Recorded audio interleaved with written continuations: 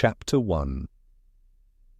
It was a chill evening in late October, where the fog seemed to cling to the cobblestones of Baker Street, muffling the clatter of hooves and the distant cries of newsboys. Within the familiar confines of 221B, a fire crackled in the grate, casting long shadows across the cluttered room. I, Dr. John H. Watson, sat in my accustomed armchair, pen in hand, endeavouring to transcribe the latest of Sherlock Holmes' remarkable cases for posterity. Across from me, Holmes lounged in his velvet dressing-gown, his long fingers steepled beneath his chin, his sharp grey eyes fixed upon some invisible point beyond the ceiling. The air was thick with the scent of his shag tobacco, curling lazily from the pipe that rested upon the table beside him.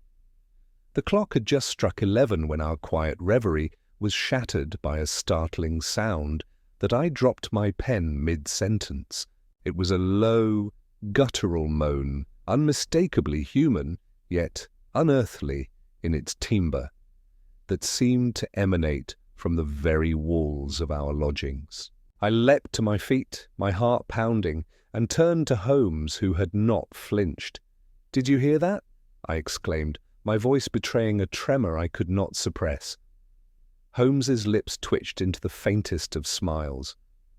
"I am not yet deaf, Watson," he replied coolly, rising with a languid grace that belied the keen alertness in his gaze.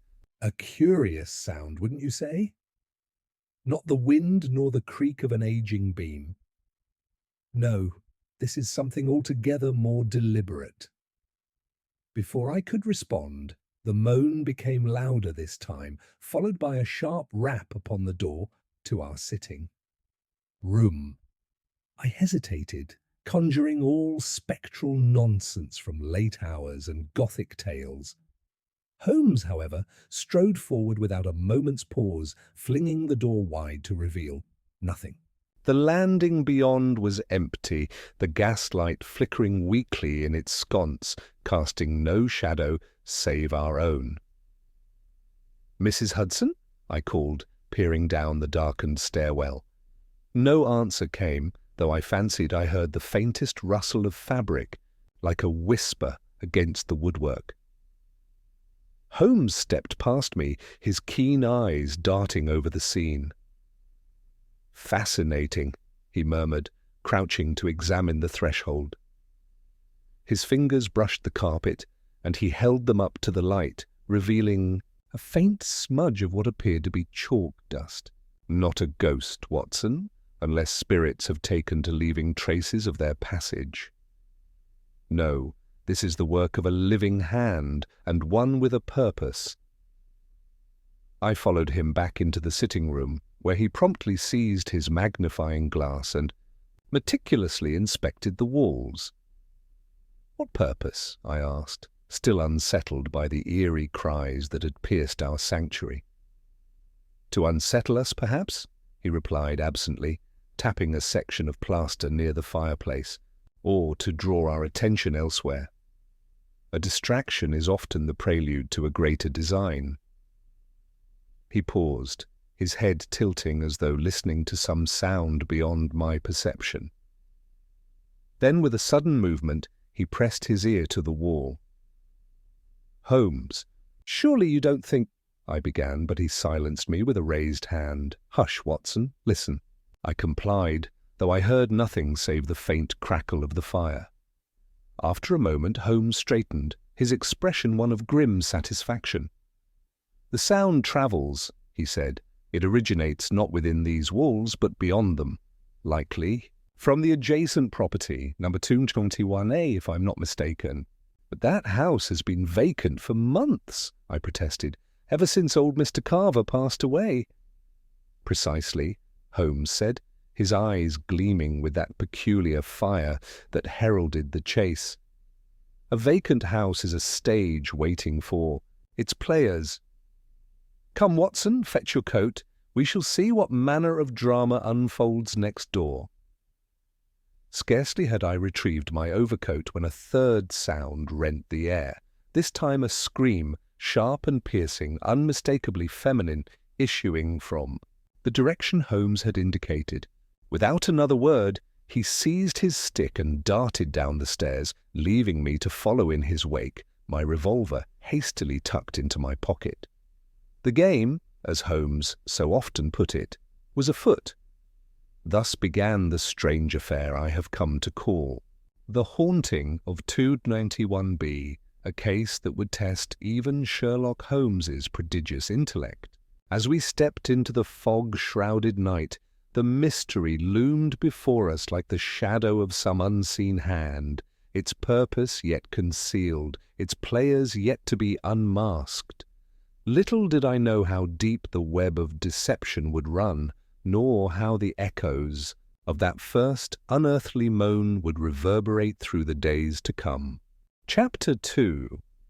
The fog lay thick upon Baker Street as Sherlock Holmes and I emerged from the familiar warmth of 221B into the damp chill of the night.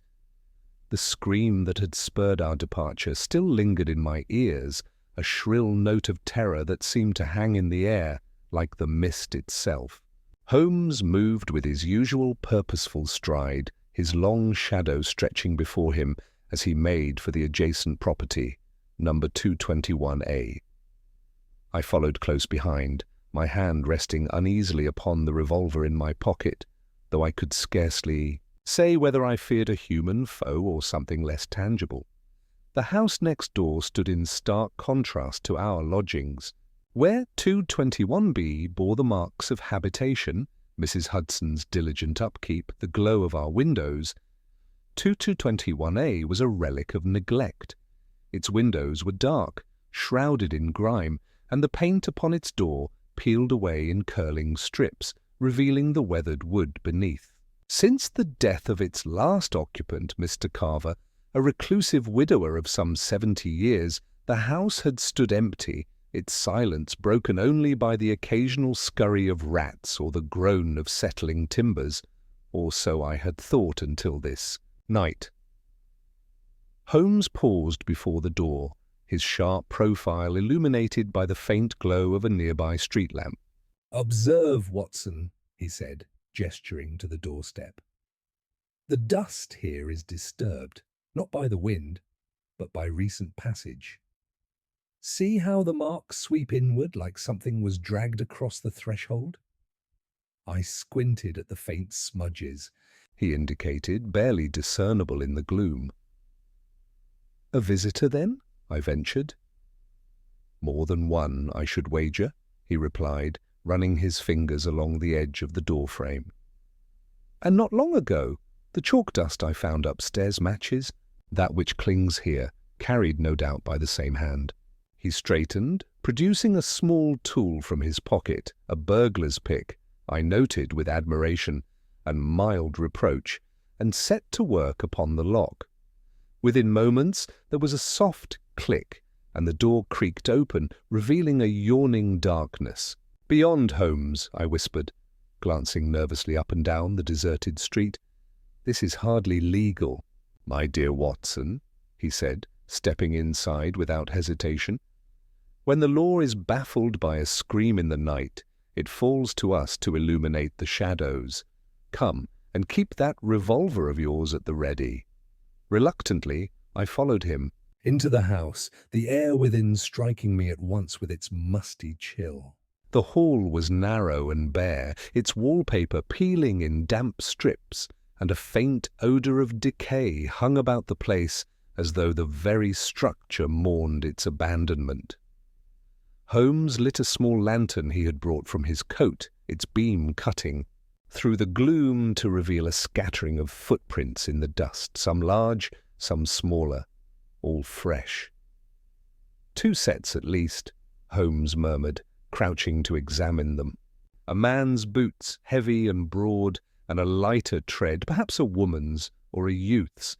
They lead toward the parlour." We followed the trail, the floorboards groaning beneath our weight, until we reached a room at the rear of the house. The parlour was sparsely furnished, a moth-eaten armchair, a cracked table, and a fireplace choked with ash. Yet it was not the neglect that arrested my attention, but the scene on the floor. In the centre of the room lay a tangled heap of fabric. A woman's shawl, stained with what appeared to be blood, its edges frayed as though torn in a struggle. "Good heavens!" I exclaimed, stepping forward. "Is this—" Not so fast. "Watson!" Holmes interjected, his hand upon my arm. He knelt beside the shawl, his magnifying glass in hand, and studied it with that intense focus I had come to know so well. "Blood, but not fresh. See how it has darkened and congealed? This was shed hours ago, perhaps longer. And note the fibres here." He pointed to a cluster of threads caught upon the table's edge. They matched the shawl, suggesting it was dragged or pulled. "Then the scream we heard," I began. "Was not the moment of injury," he finished, rising to his feet. "No, this is a tableau, Watson, a stage set for our benefit. The scream was a lure designed to draw us here. But why? Before I could hazard a guess, a sound came from above, a faint thud as of a footfall upon the upper floor." Holmes's eyes gleamed in the lantern light. "The players remain," he said softly. "Let us see who takes the stage." With that, he extinguished the lantern, plunging us into darkness, and motioned for me to follow him toward the staircase.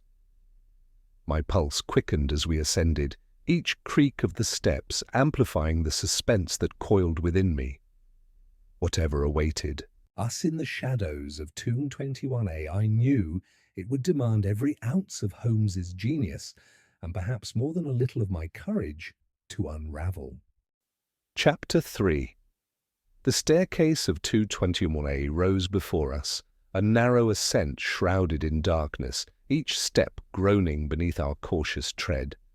Sherlock Holmes led the way, his silhouette a lean spectre against the faint glow that seeped through a grimy window at the landing above. I followed, my revolver gripped tightly, the cold metal a small comfort against the oppressive stillness that enveloped the house. The thud we had heard from the parlour lingered in my mind, a solitary note in the symphony of mystery that had begun with that unearthly moan in our rooms. We reached the landing, where a corridor stretched into shadow, flanked by closed doors. Holmes paused, his head tilted as though sifting the silence for clues. Then, with a gesture so subtle I nearly missed it, he directed my attention to the floor. The dust here, thick and undisturbed for months, bore a single set of footprints, those of a man's boots, broad and heavy, leading toward the farthest door. These were solitary, deliberate, and fresh, unlike the mingled tracks below. "A recent visitor," Holmes whispered, his voice barely audible. "And one who knows this house well enough to move with purpose," observed the stride, confident, unhurried, no sign of hesitation. I nodded, though I could scarcely discern the nuances he described.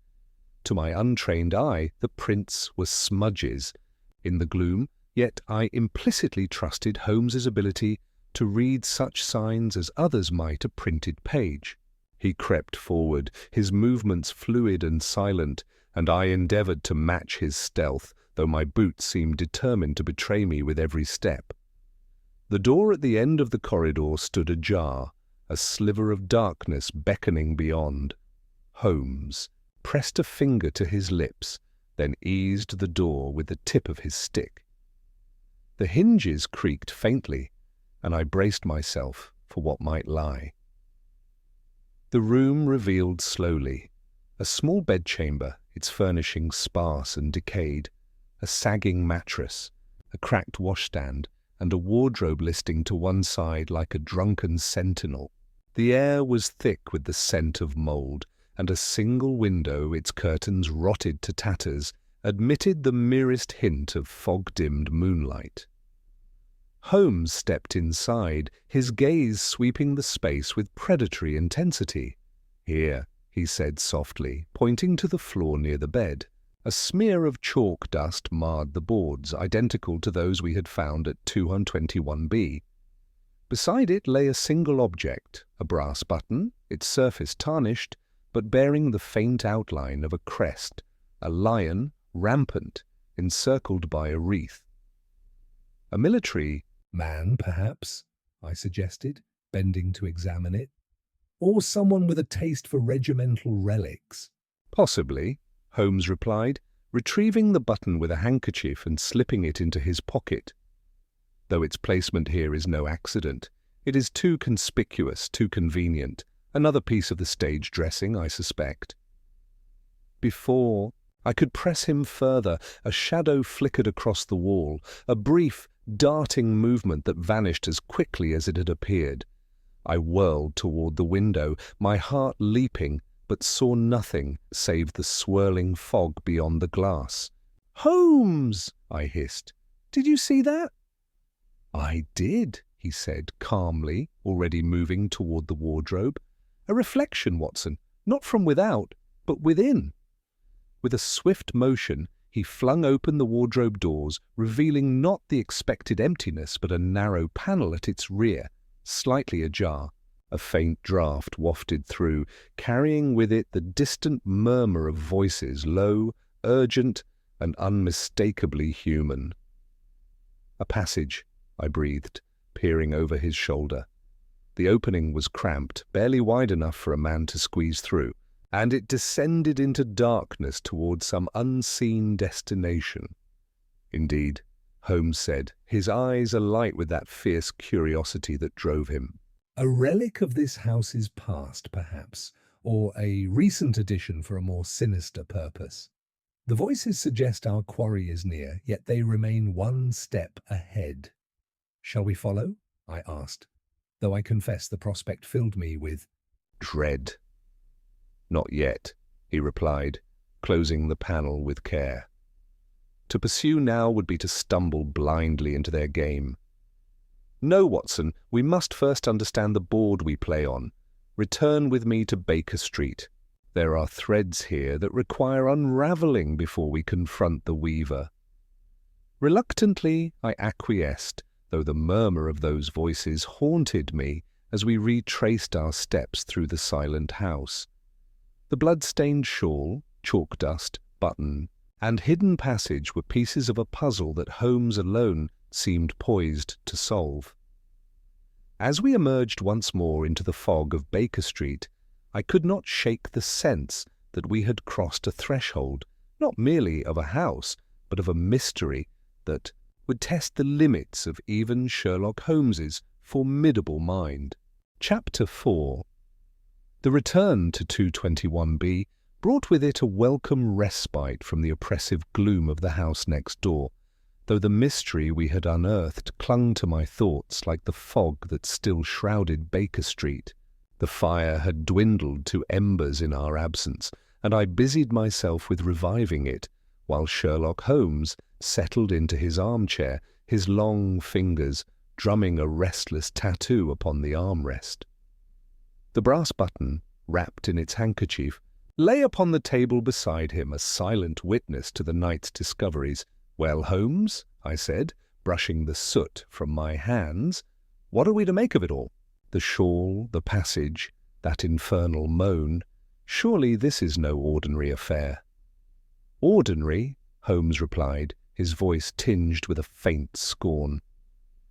"My dear Watson, nothing that invades the sanctity of 221B could be deemed ordinary. No, this is a calculated intrusion, a performance staged with precision. The question is not what we face, but who orchestrates it and to what end." He rose abruptly, retrieving his pipe and filling it with a fresh measure of shag tobacco. As he lit it, the room filled again with that familiar acrid scent, and I watched as his sharp features softened into a mask of contemplation. "Consider the evidence," he continued, pacing before the hearth. "The moan and scream designed to draw us out, the shawl, stained with blood yet left conspicuously in view, the chalk dust, a trail leading us to that button. Each element is a thread, Watson, and together they weave a tapestry of misdirection." "Misdirection?" I echoed, settling into my chair. You suspect a trap, then? Not a trap in the crude sense, he said, pausing to exhale smoke. Rather, a diversion, a means to occupy us while some greater scheme unfolds. For instance, the button bears the crest of the 17th Lancers, a regiment disbanded years ago. It is too specific to be coincidence, yet too archaic to point directly to a living culprit. It is a planted clue meant to mislead. Before I could respond, a sharp knock sounded at the door, startling me from my reverie. Holmes's eyes gleamed with anticipation as he called, "Enter!" The door swung open to reveal Mrs. Hudson, her usually composed demeanour marred by a flush of agitation. "Mr. Holmes, Dr. Watson," she said breathlessly. "A gentleman below insists on seeing you at once. He's in a dreadful state, says it's a matter of life and death." "Show him up, Mrs. Hudson," Holmes replied, his tone betraying no surprise. It seems the next act begins.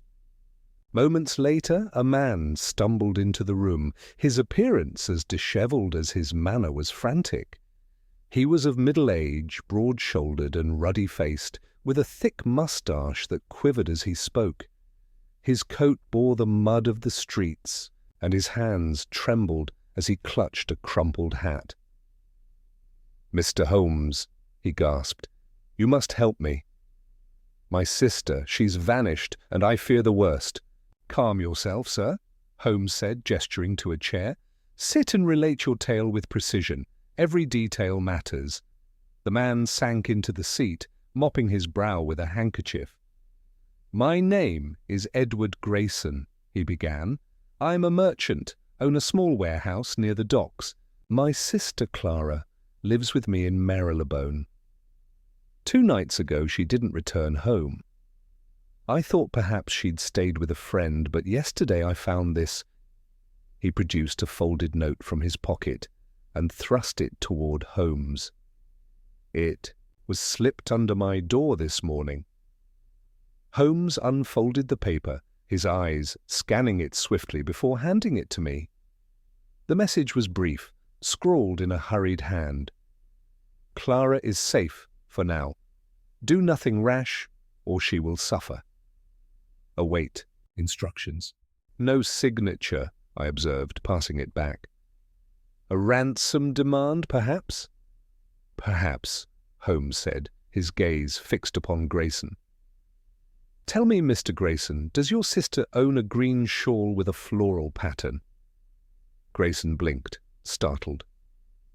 "Why, yes, she has one like that. How did you—" "And has she any connection to this street?" Holmes pressed, ignoring the question. "Not that I know of," Grayson replied, his brow furrowing. "She's a quiet sort, keeps to herself mostly. But why do you ask?" Holmes did not answer at once. Instead, he turned to the window, staring into the fog as though it held the key to his thoughts. "Mr. Grayson," he said at last, "your sister's disappearance is no isolated incident. Return home and speak of this to no one, not even the police. I shall call upon you tomorrow." "But," Grayson began, only to falter under Holmes' piercing stare. "Go," Holmes repeated, his tone brooking no argument. With a reluctant nod, Grayson departed, leaving us once more alone. "Holmes," I said, unable to contain my curiosity. "You suspect this, Grayson, don't you?" "Not suspect, Watson. Observe," he corrected, resuming his pacing. His boots matched the heavier prints in 221A, broad, well-worn, with a distinctive nick in the left heel. His agitation is genuine, yet his story is too neatly timed with our discoveries. He is either a pawn or a player, and I intend to determine which. As the fire crackled and the night deepened, I could not shake the sense that Edward Grayson's arrival had shifted the game, casting the first shadow of suspicion across our path. Holmes, however, seemed invigorated, his mind already racing toward the following thread in the intricate web we had begun to unravel. Chapter 5. The fire in our sitting room at 221B burned low as the hour grew late, yet sleep remained a distant prospect. Sherlock Holmes stood before the mantel, his pipe clenched between his teeth, the brass button from 221A now resting upon the ledge beside a small pile of chalk dust he had scraped from the floorboards earlier that night. I watched him in silence, accustomed to these intense concentration moments when his mind seemed to dance ahead of the evidence, threading connections invisible to my plodding reason. "Holmes," I ventured at last, breaking the stillness. "You've said little since Grayson's departure. Do you truly believe his sister's disappearance is linked to the disturbances here?" He turned, his grey eyes glinting in the firelight. "Linked, Watson? It is more than linked. It is the linchpin. The shawl we found in 221A, stained with blood yet carefully placed, matches Grayson's description of his sister's possession. The scream we heard, timed so precisely with our presence, suggests a deliberate signal. And now Grayson himself arrives, bearing a note that reeks of theatricality. Coincidence is a poor excuse for such convergence." "But if he's involved," I pressed, "why come to you? Surely a guilty man would avoid drawing your attention." Holmes exhaled a thin stream of smoke, his lips curling into a faint, mirthless smile. "Guilt, Watson, is not always the motive. Fear, desperation, or cunning may drive a man to my door. Grayson's boots place him in that house, yet his tale of a missing sister rings true in its distress. Therein lies the inconsistency, a man who walks the crime scene, yet pleads ignorance of its meaning." He crossed to his desk, retrieving a small notebook and pencil, and began to sketch a rough diagram of 221A's layout, the parlour, the staircase, the bedchamber with its hidden passage. "Consider the sequence," he muttered, more to himself than to me.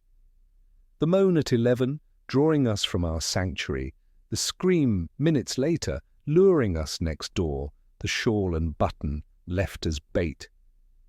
Then Grayson appeared within the hour. Each step is orchestrated, yet one detail jars. I leaned forward, peering at his sketch. What detail?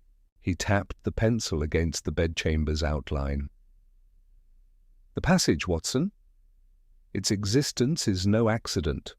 Old houses like these often conceal such relics built for servants or smuggling in bygone days. But the voices we heard through it were muffled, distant, as though emanating from beyond the house.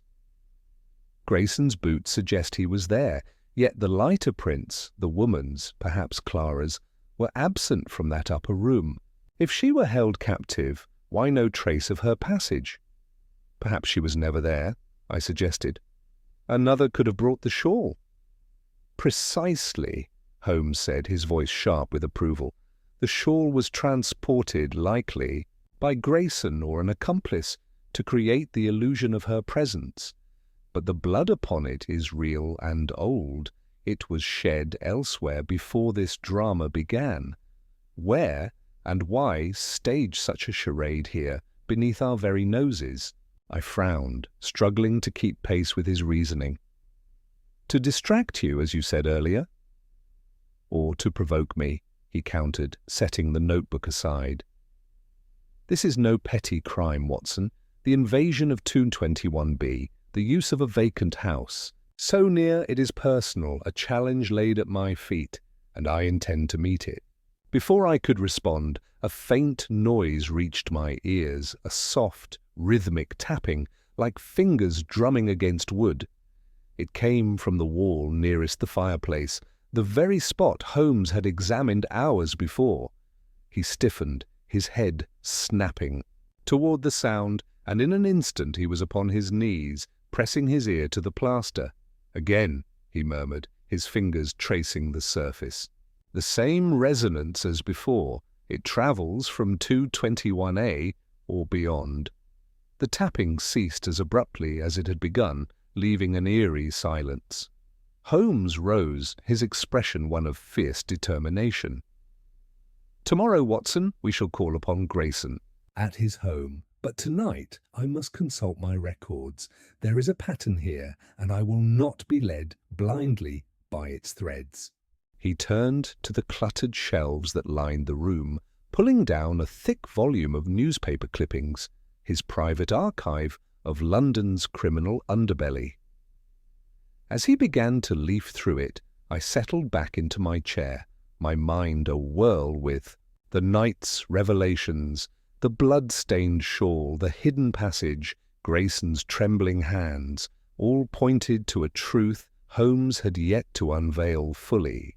Yet beneath his calm exterior, I sensed a growing unease, as though he too felt the weight of an unseen hand guiding this macabre play. The fire sputtered, casting long shadows across the room, and I could not shake the feeling that the walls of 202.1b themselves held secrets we had only begun to fathom. Chapter 6. The morning broke grey and cheerless over Baker Street, the fog of the previous night giving way to a drizzle that pattered against the windows of 221b. I found Sherlock Holmes already dressed and pacing before the fire, his breakfast untouched upon the table, a scattering of newspaper clippings strewn about his feet. The volume he had consulted the previous night lay open, its pages marked with hasty annotations in his angular script. Whatever he had uncovered in those hours of silent study, he kept to himself, though the glint in his eyes suggested a mind, alight with fresh purpose. "Watson," he said abruptly as I entered, "we depart for Marylebone within the hour. Grayson's warehouse may hold the key to this affair, and I will not delay testing its lock." "His warehouse?" I echoed, pouring myself a cup of tea. "I thought we were to call upon his home." "A feint, my dear fellow," Holmes replied, snatching up his coat. Grayson's note spoke of awaiting instructions, yet his boots tie him to 221A. A merchant's warehouse offers space, seclusion, and a plausible excuse for comings and goings, a perfect stage for whatever game is afoot. However, his home will yield little beyond domestic trifles. The warehouse may betray the hand behind the curtain. I nodded, accustomed to his leaps of logic, and hastened to prepare myself. Within the hour we were rattling through the damp streets in a hansom cab, the clatter of hooves a steady counterpoint to the tension that coiled within me. Holmes sat beside me, his gaze fixed upon the passing blur of London's fog-wreathed buildings, his silence broken only by the occasional tap of his stick against the floor. Grayson's warehouse stood near the docks, a squat, unassuming structure of weathered brick, flanked by the Thames' murky waters. The air here was thick with the tang of salt and tar, mingled with the cries of gulls and the shouts of labourers unloading a nearby barge. As we alighted, Holmes paused to survey the scene, his sharp eyes noting the comings and goings of workers, with an intensity that belied his casual demeanour. "Observe, Watson," he murmured, nodding toward a side entrance half hidden by a stack of crates. "That door, recently used, judging by the mud tracked before it. The main entrance is too public for our purpose." Without awaiting my reply, he strode toward the side door, his stick tapping lightly against the cobbles. I followed, my hand resting upon my revolver, though I prayed it would not be needed. The door yielded quickly to Holmes's touch, its lock worn and unresisting, and we stepped into a dim interior that smelled of damp wood and stale tobacco. The warehouse was a cavernous space, its high ceiling lost in shadow, its floor cluttered, with barrels and crates stamped with the marks of distant ports. A faint light filtered through grimy skylights, casting long, distorted shapes across the scene. Holmes moved with purpose, his gaze darting from one detail to the next. The scuff of boots in the dust, a discarded cigarette stub, a length of rope coiled hastily in a corner. "Here," he said at last, halting before a stack of crates near the rear wall. He tapped one with his stick, producing a hollow echo. "A false front, Watson. Help me shift these." Together we pried the crates aside, revealing a low, wooden panel on the wall. Holmes pressed against it, and with a groan of protest, it slid open to expose a narrow tunnel descending into darkness, a mirror to the passage we had found in 221A, though rougher in construction and damp with the river's seepage. "Good heavens," I breathed. "Another secret way?"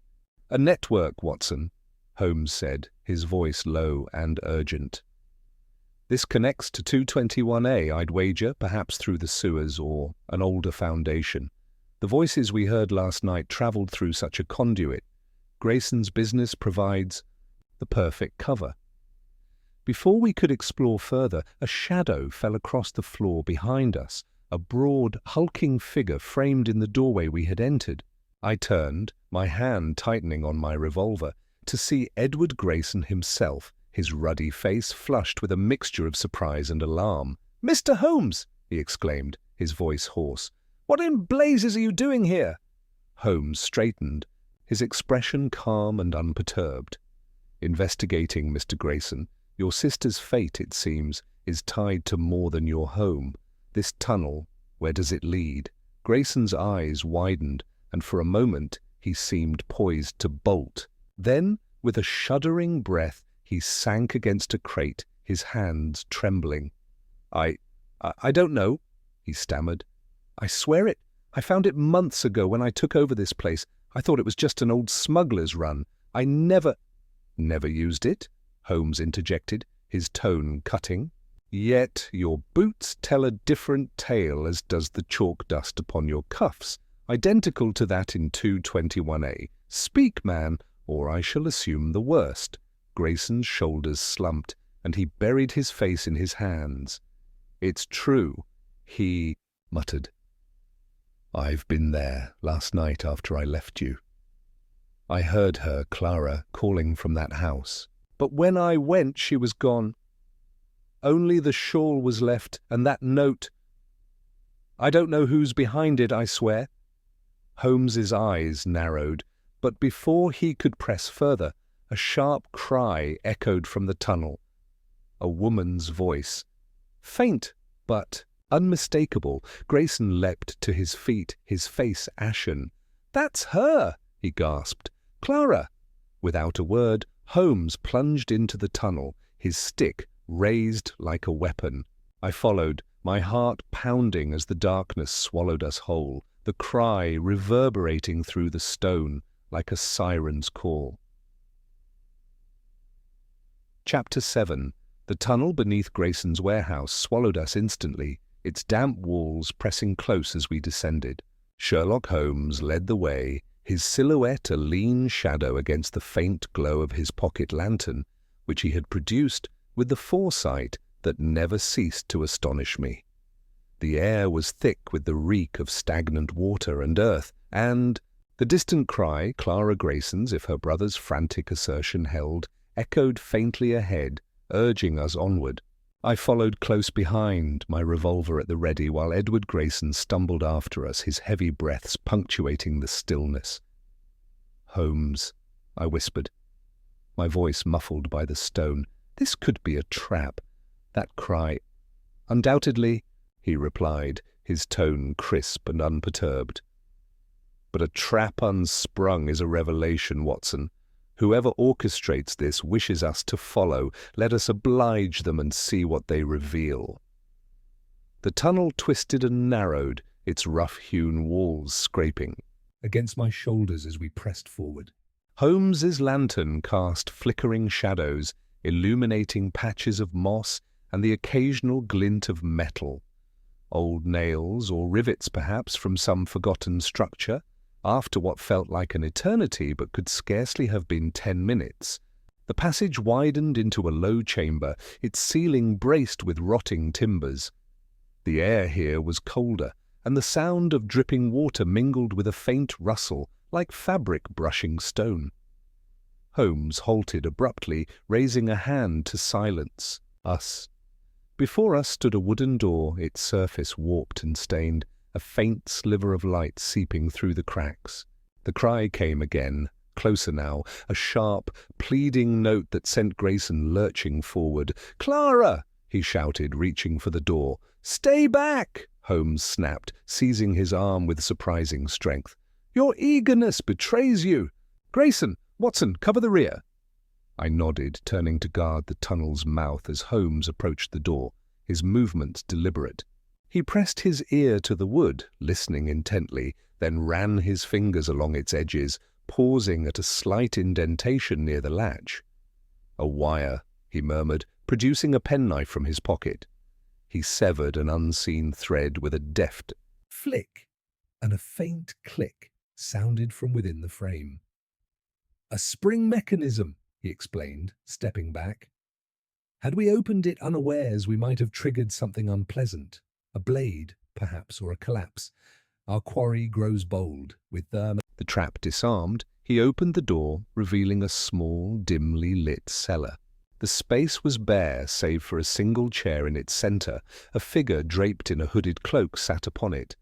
A lantern hung from a beam above, casting a sickly yellow glow across the scene. Grayson surged past us, his voice breaking. "Clara! Thank God!" Holmes's hand shot out, restraining him once more. "Wait!" he hissed, his gaze fixed upon the figure. "Observe!" The figure did not move, its head bowed, its hands resting limply in its lap. Holmes approached, his stick raised, and with a swift motion he lifted the hood. Beneath it was no living woman but a crude mannequin, a tailor's dummy dressed in Clara's green shawl, now free of bloodstains.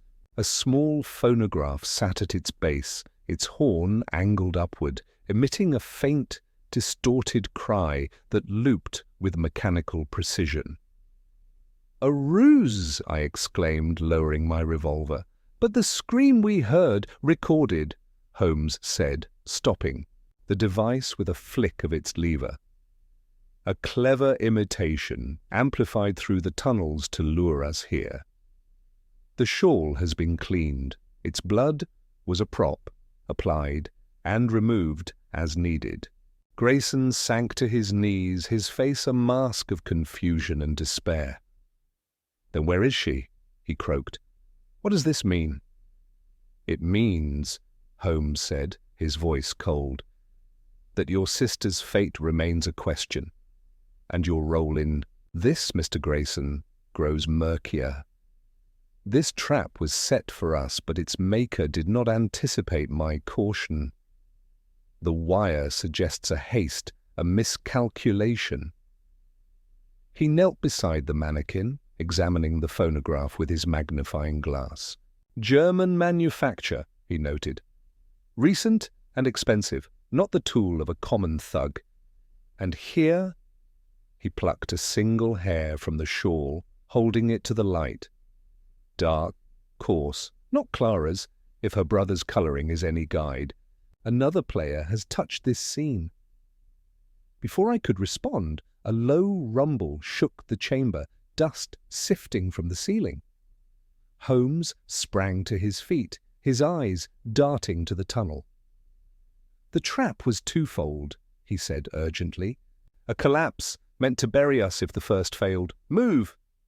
We scrambled back through the passage, the rumble growing to a roar as stones began to fall behind us. Grayson stumbled, and I hauled him upright, my heart pounding as the tunnel shuddered. Holmes led the way, his lantern swinging wildly until we burst back into the warehouse, the side door slamming shut, just as a final crash echoed from below. Panting, I turned to Holmes, who stood brushing dust from his coat with an air of detached calm. "That was close," I said, my voice unsteady. Indeed, he replied, his lips twitching into a grim smile. But closeness reveals intent, Watson. Our foe is desperate and near. Grayson, you will accompany us back to Baker Street. Your story requires further scrutiny. As we emerged into the drizzle of the docks, Grayson trailing behind like a defeated man, I could not shake the sense that we had narrowly escaped a literal and figurative grave. Holmes, however, seemed invigorated, his mind already racing toward the next move in this deadly game. Chapter 8. The cab ride back to Baker Street was a tense affair, the drizzle outside mirroring the unease that settled over us like a shroud. Edward Grayson sat slumped between Sherlock Holmes and myself, his broad frame diminished by the weight of the morning's revelations. His hands fidgeted with the brim of his hat, and his eyes darted nervously, expecting the shadows to accuse him. Holmes, by contrast, sat in silence, his sharp profile etched against the window, his mind no doubt dissecting the threads of the trap we had narrowly escaped. Upon our arrival at 221B, Mrs. Hudson greeted us with relief and reproach, her gaze lingering on Grayson's mud-streaked coat. "I'll fetch tea," she said briskly, "and perhaps a mop for the floor." Holmes waved her off with a distracted nod, ushering Grayson into the sitting room and motioning him to a chair. "Now, Mr. Grayson," Holmes began, lighting his pipe with deliberate calm, "we have danced long enough around the edges of your tale. The tunnel, mannequin, and phonograph all point to a scheme far beyond a simple abduction. You will tell me the truth, or I shall deliver you to Lestrade with evidence enough to hold you." Grayson's ruddy face paled, and he swallowed hard. "I've told you what I know," he protested weakly. "Clara's missing. I heard her voice in 221A last night." "Enough," Holmes interrupted, his voice a blade. "Your boots place you in that house, your cuffs bear the chalk dust, and your warehouse conceals a tunnel rigged with a trap. You are no mere bystander. Speak, or I shall conclude you are the architect." Grayson's shoulders sagged, and he buried his face in his hands. "It's not what you think," he muttered at last. "I'm not the architect. I'm the fool. 3 days ago, a tall man came to me at the warehouse, a tall foreigner with a scar on his cheek. He offered me money, £100, to store some crates, no questions asked. I needed the cash. Business has been poor. I didn't know what he was planning." Holmes leaned forward, his eyes narrowing. "Describe him further?" "Dark hair, clipped accent.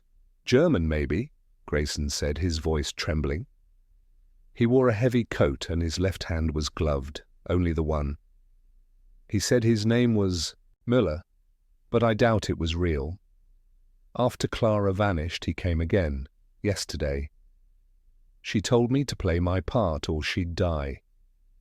Gave me that note to show you." "And the shawl?" I interjected, unable to contain my curiosity. "He had it," Grayson admitted. "Said it was proof she was alive. She told me to go to 221A last night to listen to her. I did, and I heard her voice faint like it was far off. When I found the shawl, I panicked. Came to you." Holmes exhaled a thin plume of smoke, his expression inscrutable. "A pawn, then," he mused. "But a pawn who moves too freely. The phonograph in the tunnel, German-made, as I noted, corroborates your tale of this Müller. The hair upon the shawl, dark and coarse, may well be his. Yet your actions suggest more than coercion. Why not go to the police?" Grayson's jaw tightened. "He said he'd know if I did. Said he had eyes everywhere, even here." "Here?"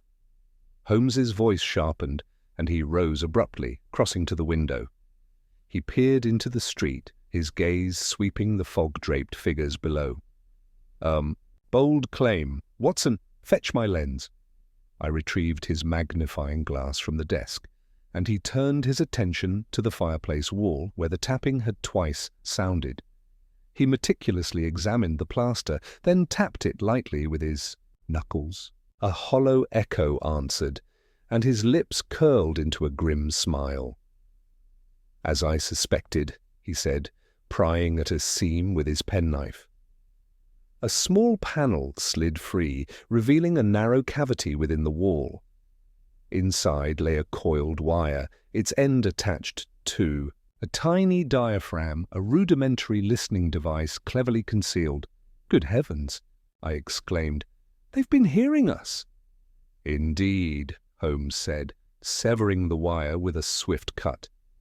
"A primitive but effective contraption, likely linked to 221A through the shared wall. Watson, our foe, has been one step ahead, but this misstep betrays him. Müller, or whatever his true name, underestimated my vigilance." Grayson stared, aghast. "Then he knows I've told you." "He knows what we wished him to hear," Holmes corrected, resuming his seat. "I suspected such surveillance after the second tapping. Our conversation last night was deliberately vague, enough to draw him out, as evidenced by the warehouse trap. Now, Grayson, you will play a new part. Return home, act the obedient pawn, and await my instructions. But Clara," Grayson began, his voice breaking. "Will be found," Holmes said firmly. "This Müller seeks to manipulate us through her, or her absence. I shall unravel his web, thread by thread." As Grayson departed, his steps heavy with reluctant resolve, I turned to Holmes. "You believe him, then?" "I believe he is."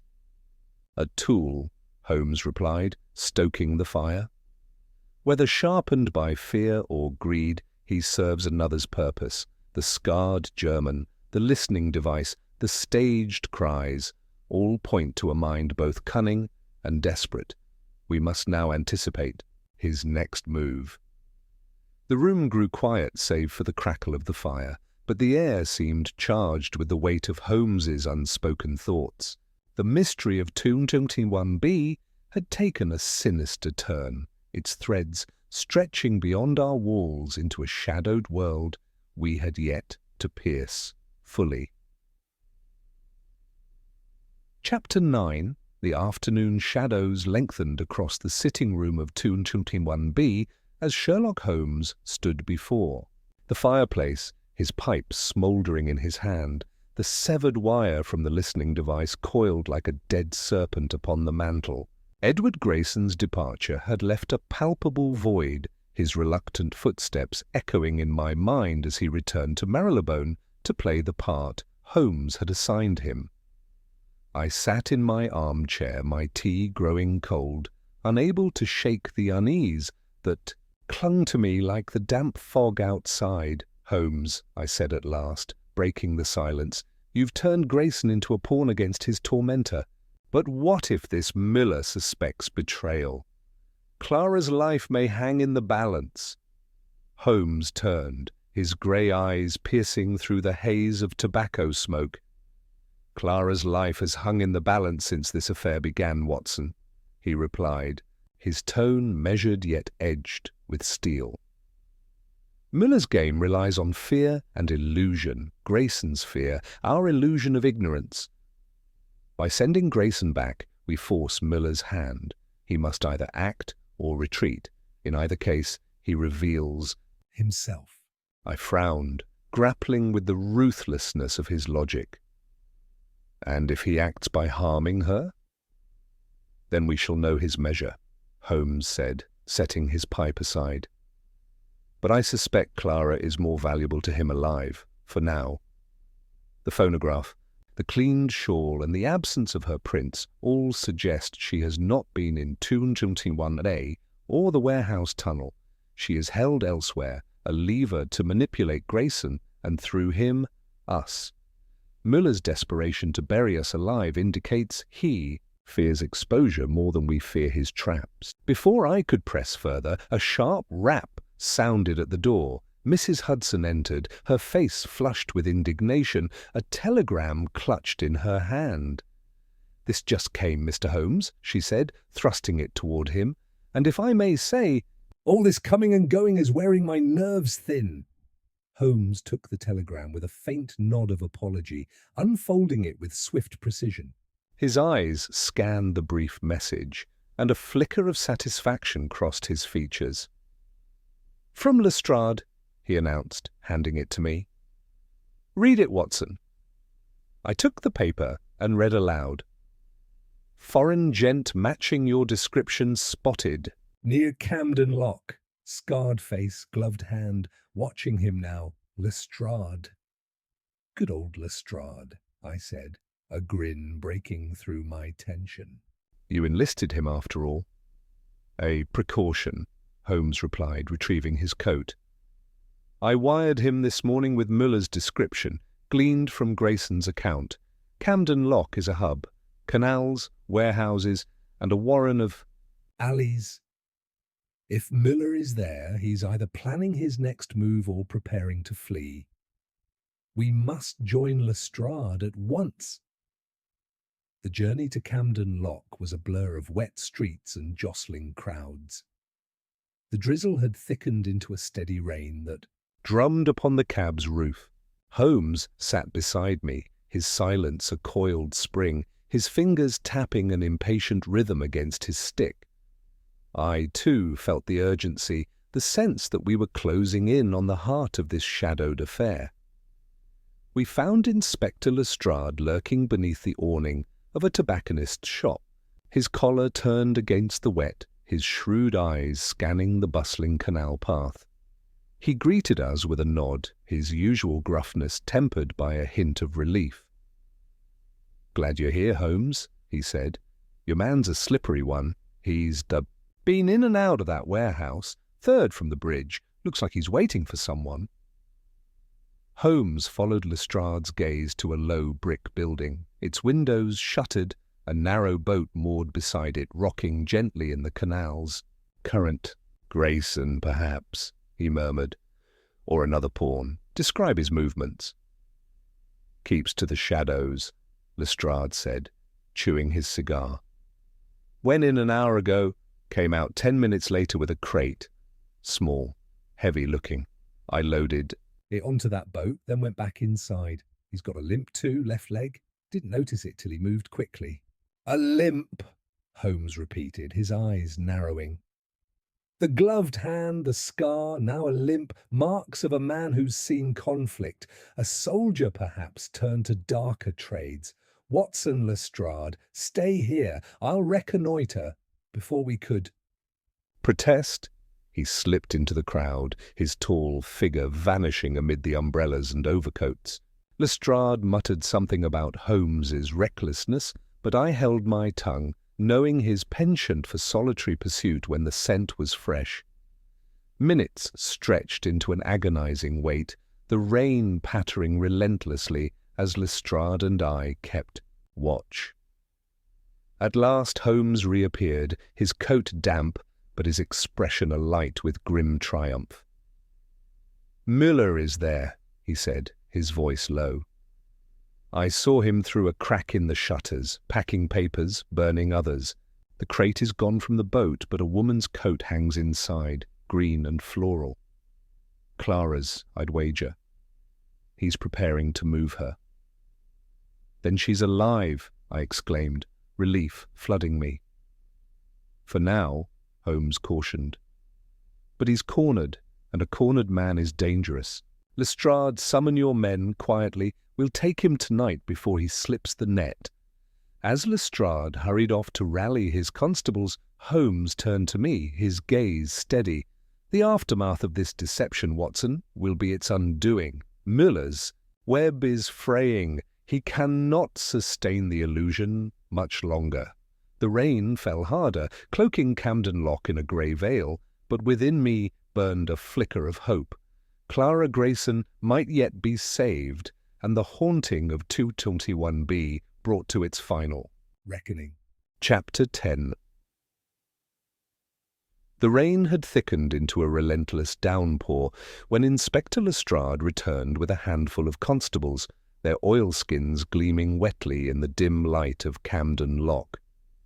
Sherlock Holmes stood apart, his tall figure shrouded in mist, his eyes fixed upon the warehouse where Müller lurked.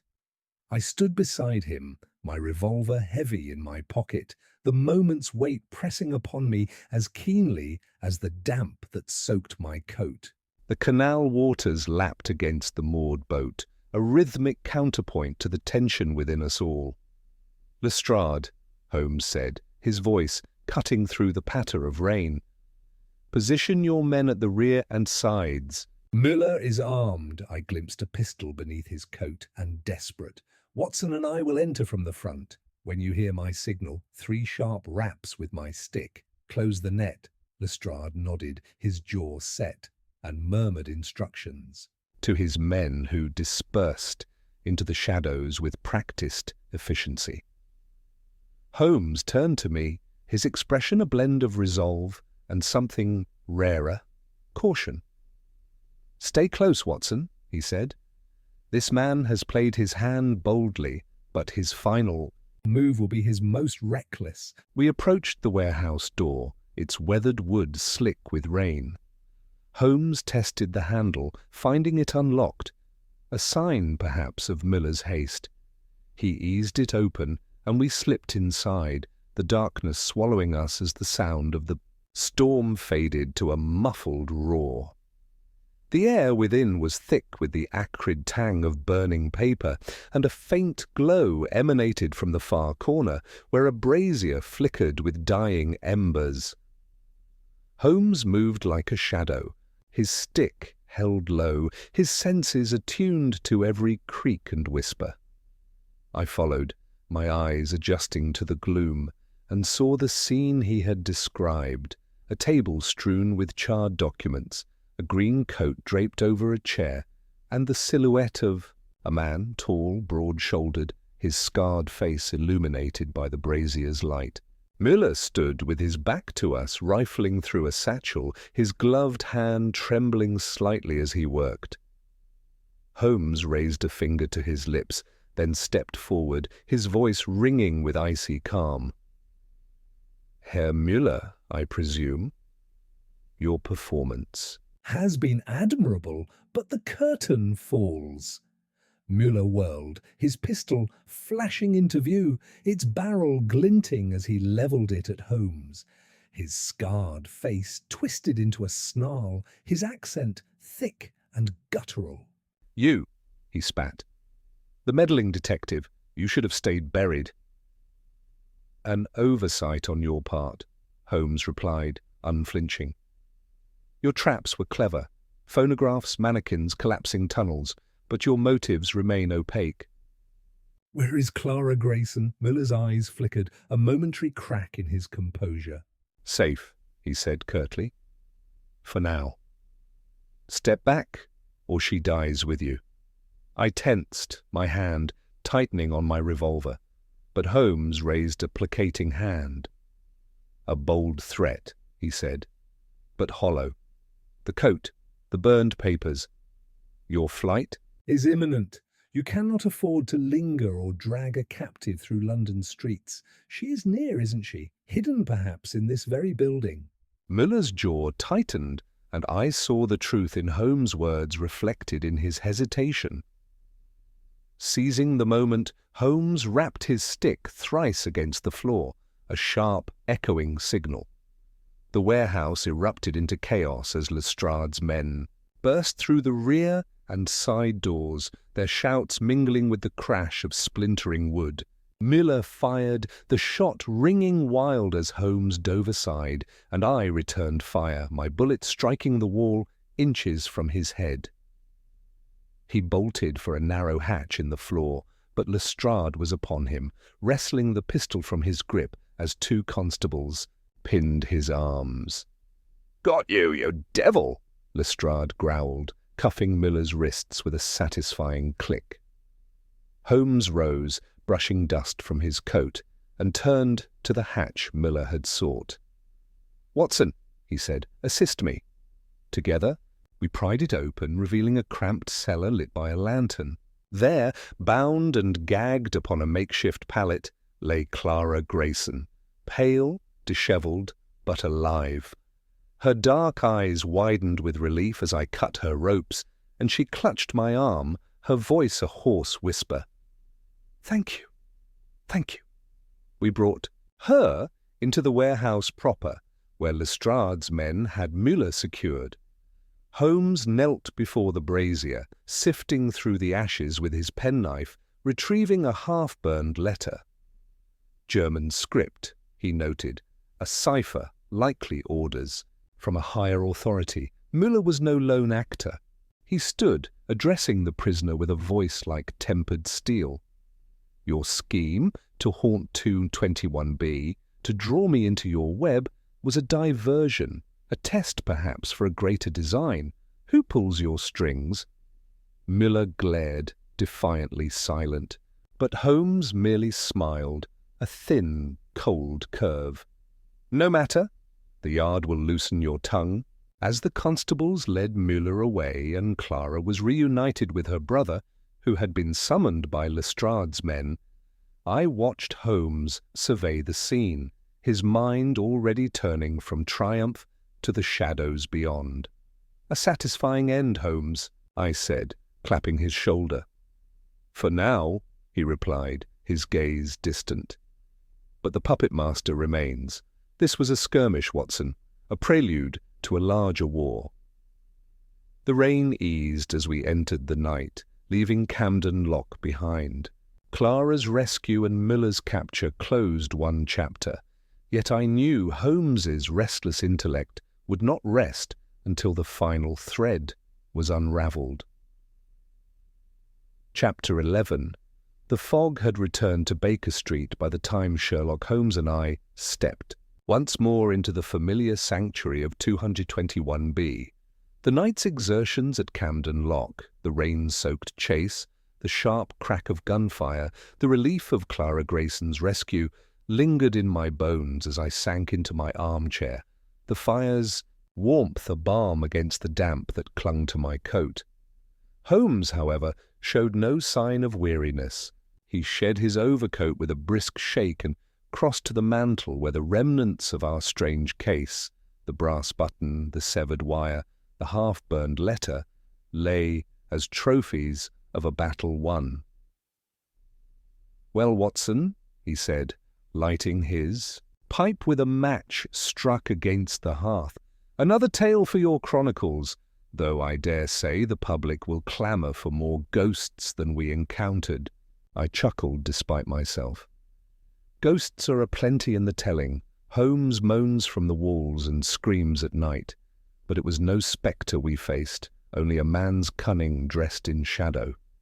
He exhaled a plume of smoke, his grey eyes glinting with a rare flicker of amusement. Cunning, yes, but flawed. Müller's scheme was intricate, a web of sound and illusion spun to draw us into his trap. The phonograph cries, the staged shawl, the listening device, all meant to unsettle us, to test my mettle. Yet he underestimated the simplicity of observation. A nick in a boot, a hair on a fabric, a wire too hastily concealed. These undid him. I nodded, my mind retracing the threads he had so deftly unravelled. "And Grayson? You spared him Lestrade's cuffs despite his complicity?" Holmes shrugged, a gesture both dismissive and philosophical. "Grayson was a tool, Watson, blunted by greed, sharpened by fear. His sister's life was the fulcrum on which Müller turned him. To punish him further would serve little. His shame is penalty enough, and Clara's testimony clears him of intent. Müller alone bore the malice." He crossed to the window, peering into the fog-shrouded street where gaslights flickered like distant stars. "Yet the true architect eludes us," he mused, his voice softening. "That ciphered letter, Müller was a soldier in a larger army, a pawn sent to probe our defences. Someone watches from afar, and this haunting of 221B was but their opening gambit. I frowned, the warmth of the fire suddenly insufficient against the chill his words evoked. "You think they'll try again?" "Undoubtedly," he replied, returning to me with a faint, enigmatic smile. "But forewarned is forearmed, Watson. Let them come. I shall be ready." A knock at the door interrupted us, and Mrs. Hudson entered, bearing a tray of tea and a folded note. "From Inspector Lestrade," she said, her tone edged with exasperation. "He says it's urgent, though I'd wager it's nothing that can't wait till morning." Holmes took the note, unfolding it with a flick of his wrist. "Miller's talking," he summarized, his eyes scanning the scrawl. "Claims ignorance of his master's name, swears he received orders through coded drops. Lestrade's holding him tight, but the trail grows cold. A pity." He tossed the note into the fire, watching it curl and blacken among the embers. "No matter," he said, resuming his seat. "The game shifts, Watson, but it does not end. Pour the tea, will you? I have a mind to enjoy this brief interlude." I obliged, handing him a cup, and we sat in companionable silence for a time, the crackle of the fire and the distant murmur of London beyond our walls the only sounds. The haunting of 221B had ceased, its echoes silenced by Holmes's relentless logic. Yet I could not shake the sense of a shadow lingering, a presence unseen but felt. Miller's capture had closed the case, but Holmes's words rang true. This was a skirmish, not a victory. As the clock struck midnight, Holmes set his cup aside and rose, stretching his lean frame with a sigh. "To bed, Watson," he said, his tone light, but tinged with that restless energy I knew so well. "Tomorrow brings new puzzles, and I shall "Not be caught napping," I smiled, rising to follow him. "Nor I, Holmes, though I confess I'll sleep sounder, knowing no moans will wake me." He paused at the door, glancing back with a wry grin. "Sounder, perhaps, but never too soundly, my friend." The world turns, and with it the curious and the criminal. Good night." With that he vanished into his room, leaving me to marvel once more at the enigma that was Sherlock Holmes, brilliant, unyielding, and ever poised for the next challenge. The fire dwindled, the fog pressed close, and I retired with exhaustion and awe, the echoes of our adventure fading into the night. Chapter 12. The days following the resolution of the Camden Lock affair brought a rare calm to 221B Baker Street, a lull that seemed almost unnatural after the storm of intrigue we had weathered. The fog had lifted, giving way to a crisp October sun that bathed London in a golden haze. I found myself lingering over my morning coffee. The newspaper spread before me, its headlines proclaiming the arrest of a foreign miscreant in bold type. Sherlock Holmes, however, paid little heed to such public fanfare. He sat across from me, his long fingers coaxing a mournful tune from his violin, the strains of some obscure melody weaving through the room like threads of thought. "Well, Holmes," I said, folding the paper with a satisfied nod. "Lestrade's made quite the splash with Miller's capture. They're calling it a triumph of Scotland Yard, though your name's conspicuously absent." Holmes paused mid-note, lowering the bow with a faint smirk. "Let Lestrade bask, Watson," he replied, his voice tinged with dry amusement. Yard thrives on its laurels and I on my obscurity. The truth matters more than the credit. Besides, I've no taste for the limelight's glare." I chuckled, accustomed as I was to his disdain for acclaim. "Still, it's a neat ending. Clara Grayson is safe, Miller is behind bars, and Grayson is chastened but free, a rare case where all the pieces fit." He set the violin aside, his grey eyes narrowing as he leaned back in his chair. "Fit, yes, but not complete, Watson. You see a mosaic finished. I see a fragment of a larger design. Müller was a tool, sharpened and discarded. The hand that wielded him remains at large, and that ciphered letter, half-burned yet potent, hints at a mind far subtler than his. I frowned, the warmth of the morning dimming under the weight of his words. "You're certain there's more to come, then?" "Certainty is a luxury, Watson," he said, pacing before the window. "Probability is my currency. Consider the facts. Müller's German phonograph, his soldiers' scars, the coded orders, all suggest an organization." Not an individual. The haunting of 221B was no random act. It was a probe, a philosopher's stone to test my mettle. "They sought to transmute my curiosity into distraction, perhaps to shield a greater scheme." He paused, gazing at the bustling street below, where cabs clattered and vendors hawked their wares. "London is a crucible," he continued, his tone softening into something almost reflective. "Crime bubbles beneath its surface, ever shifting, ever refining. This affair was a single reaction, a spark, not the flame. I watched him, struck anew by the restless intellect that drove him, a mind that found no repose in victory. "And what now?" I asked. "Do we wait for the flame to rise?" Holmes turned, his lips curving into that familiar, enigmatic smile. "We watch, Watson, we listen. The world turns, and with it, the curious and the criminal, as I said before. But for today—" He crossed to the mantel, retrieving a small parcel wrapped in brown paper that had arrived with the morning post. A distraction of a gentler sort, he unwrapped it to reveal a thin volume, The Dynamics of an Asteroid, a mathematical treatise by some obscure scholar. "A gift from Mycroft," he explained, settling into his chair with anticipation. "Dry as dust to most, but a feast for the mind. I shall spend the day unraveling its equations, far less perilous than tunnels and traps."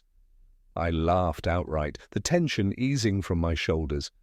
"A philosopher's stone of your own, then?"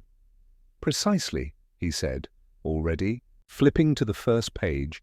"Truth lies in the abstract as much as the tangible, Watson. Pour yourself another coffee and leave me to my figures."